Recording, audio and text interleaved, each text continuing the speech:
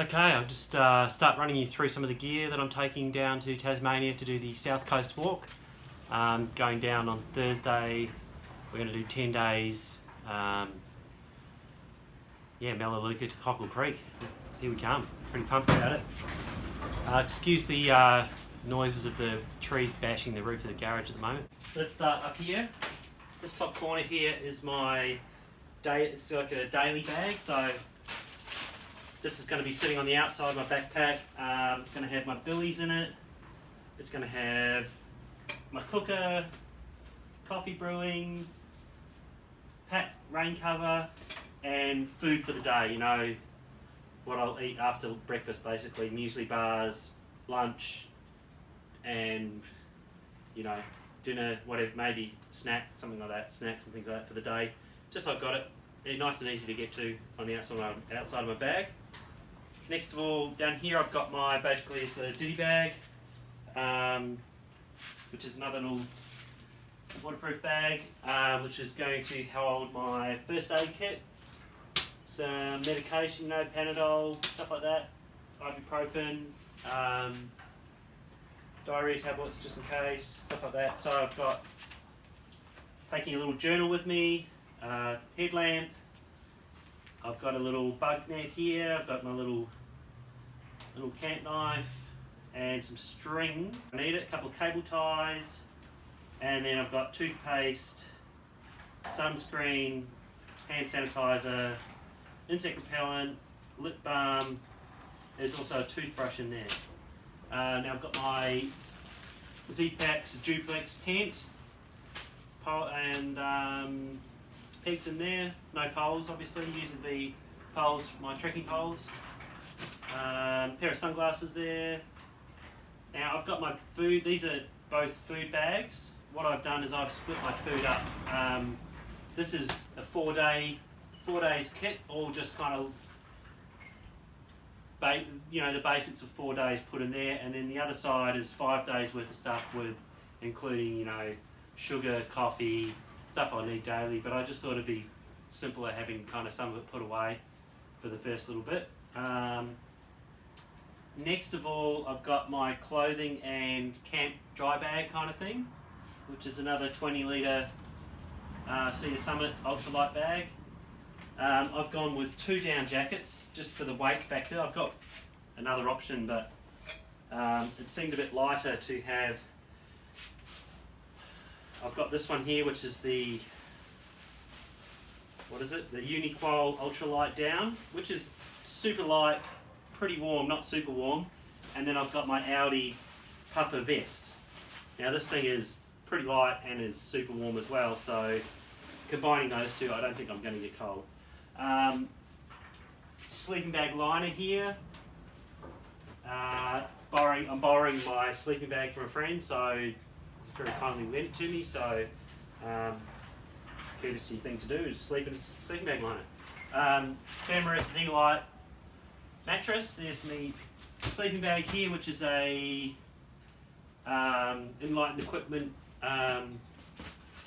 quilt,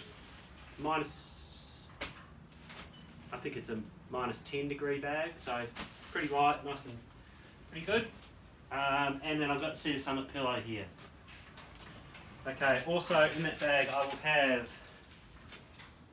a space blanket just in case for emergencies. If it's really, really super cold and I'm cold one night, which I don't happen, I can wrap myself up in that. I've got base layer thermals here, I've got merino jocks here, merino leggings and merino top, and this is a synthetic t-shirt basically as a backup. And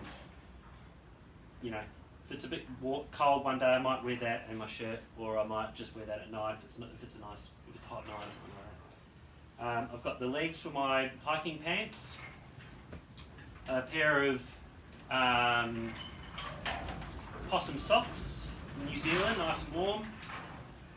And then I've got a lightweight Kathmandu hooded fleece, which this thing is awesome. They don't actually sell them at the moment, but these things are awesome. It's super lightweight and unbelievably warm. So I don't think I'm going to get cold. Down here I've got my raincoat, which is just a lightweight H&H single layer jacket. Has really good zip vents on the, underarm vents. Also, when you open the side pockets as well, it's pretty well ventilated. So that'll keep me dry, maybe a little sweaty, but hopefully the ventilation will help. And here I've got a rain kilt, which was kindly made by my good friend Devlin Goff, who's coming on this hike with me. I've got some Solomon ankle gaiters, which I will wear underneath my big gaiters. Basically, for when I get sick of those things, these just keep sand out of your shoes and stuff like that. Bit of beach walking and stuff like that. I don't intend to be wearing Cedar Summit Quagmire gaiters for the entire walk. I'll be probably taking them off when it gets hot and I'm walking along the beach, I would imagine. Roll of dunny paper.